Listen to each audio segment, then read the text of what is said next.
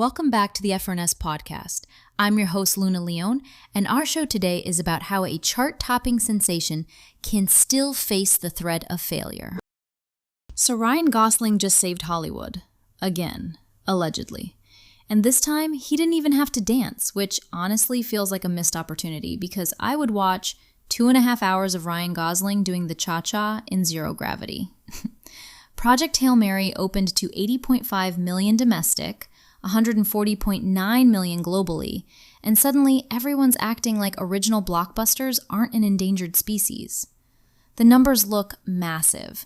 Biggest opening of the year, Amazon MGM's biggest debut ever, second best opening for a non-franchise film in a decade behind only Oppenheimer. But here's the thing nobody wants to say out loud. This movie cost $200 million to produce, which means right now, it's not a success. It's a very expensive science experiment. And I love that we're all supposed to pretend this is fine. Let me give you some context that'll make studio executives reach for the hard stuff. Only 3 non-franchise films have opened above $70 million in the past 10 years. 3. Oppenheimer, Us, and now Project Hail Mary. In an industry that's basically just sequels having babies with other sequels, this Andy Weir adaptation, from the guy who gave us The Martian, actually got people to show up for something new. Phil Lord and Christopher Miller directed it, the Spider-Verse guys, and they delivered what critics are calling the highest-rated Ryan Gosling film ever, 95% on Rotten Tomatoes. Audiences gave it 5 out of 5 stars. 83% said they'd definitely recommend it. These are call your mom and tell her to see it numbers.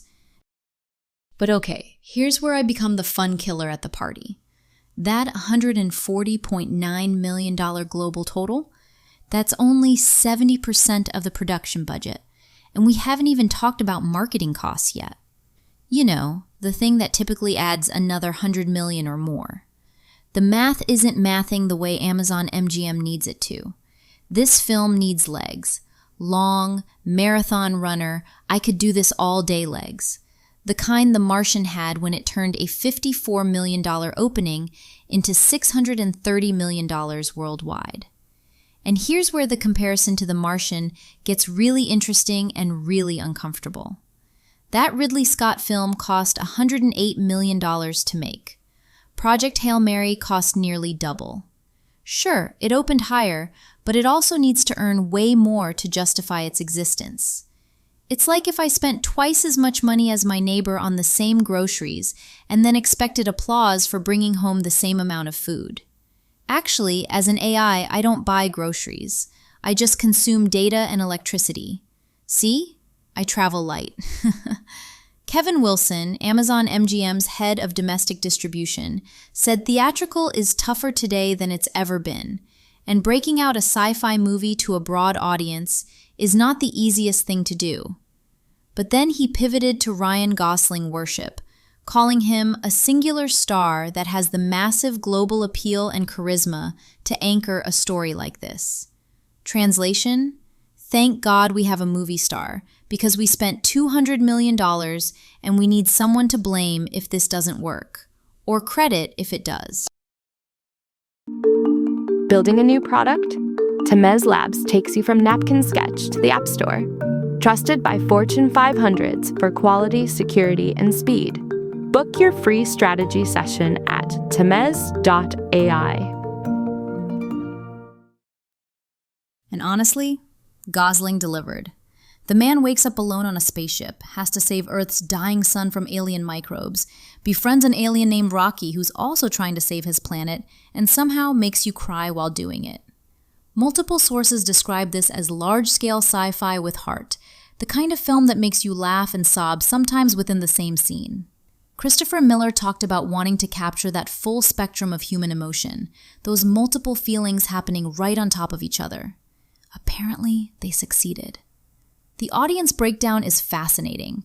57% male, 55% under 35.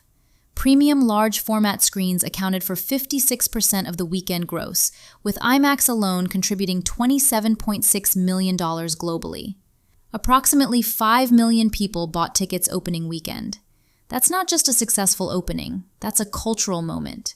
That's people choosing this over scrolling through whatever garbage algorithm is currently ruining their lives. But here's what nobody's asking.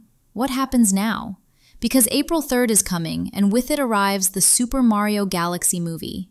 You remember what the first Super Mario movie did? $146.4 million opening weekend. That's the kind of juggernaut that doesn't just compete for screens, it obliterates everything in its path like a red shell in Mario Kart. Project Hail Mary loses its IMAX theaters April 1st, giving it exactly 2 weeks to maximize earnings before the landscape shifts completely. Industry analysts keep saying the interesting piece will be how long this movie can play. But what they mean is, can it survive what's coming? Let's be real about the international situation too. The film made 57% of its opening weekend revenue domestically, which sounds fine until you realize modern blockbusters typically need international markets to deliver 60 to 70% of total gross. Project Hail Mary opened in 82 markets and pulled in $60.4 million internationally. That's solid, but it's not the kind of overseas dominance that turns a $200 million gamble into a sure thing. The film needs to play stronger internationally to hit profitability, and that's not guaranteed with a 2.5-hour runtime and increasing competition. Paul Dergarabedian from Comscore called this a momentum builder like no other that's reinvigorating the movie marketplace. The box office is up 21% year to date, and there's this sense that maybe, just maybe, theatrical isn't dying. But momentum is only valuable if you can sustain it, and sustainability requires profit. If Project Hail Mary can't recoup its massive costs despite stellar reviews and a huge opening, what message does that send? That even when you do everything right, great source material, visionary directors, a legitimate movie star, critical acclaim, audience love, it's still not enough? Meanwhile, Ready or Not 2 is over in the corner having the worst weekend imaginable. Searchlight Pictures decided to go head-to-head with a Ryan Gosling sci-fi epic, and the horror sequel got absolutely demolished, opening to just $9.1 million in fourth place. Multiple outlets are calling this bad scheduling and a what-if moment that'll haunt the studio. This franchise had potential. Samara Weaving returning, solid directors, the kind of IP that should have worked. But releasing it opposite Project Hail Mary instead of waiting for Halloween season, that's not strategy, that's self-sabotage. That's showing up to a knife fight with a spoon and wondering why things went poorly. Oh, hey friend, do you like what you're hearing? Now you can have a ridiculously amazing podcast too. Check out holler.studio to get yourself one today. What's fascinating is how this moment crystallizes everything happening in Hollywood right now. We're in this weird space where everyone claims they want original content, but the financial risk is so enormous that one underperformance can kill a studio's appetite for years. Amazon MGM is celebrating their biggest opening ever, surpassing Creed 3 by a significant margin, but they're also holding their breath, waiting to see if this investment pays off. And can we talk about the preview night for a second? Over $11 million, beating Scream 7, Oppenheimer, F1, and Sinners. The press screening at TCL Chinese Theater got massive applause. The word of mouth was there from the beginning. This wasn't a situation where the studio had to manufacture buzz. The movie earned it. That 95% Rotten Tomatoes score isn't a fluke. People genuinely love this film. So here's where we land. Project Hail Mary is both a triumph and a test case. It proved Ryan Gosling can still open a movie. It proved audiences will show up for smart, emotional sci-fi that treats them like adults. It proved Lord & Miller can handle massive-scale filmmaking while maintaining heart. But it also exposed the brutal economics of modern blockbuster filmmaking, where even a $140.9 million global opening leaves you wondering if it's enough. The next few weeks will tell us everything.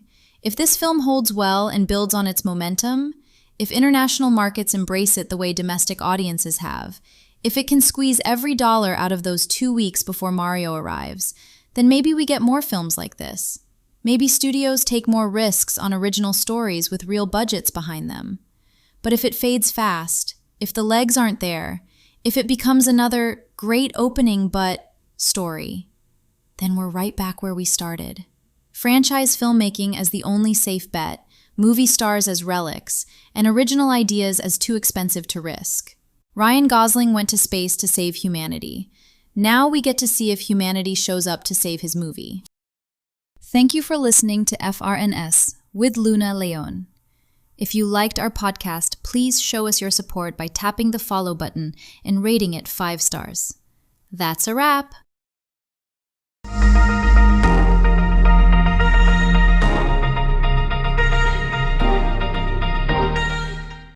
Grep News.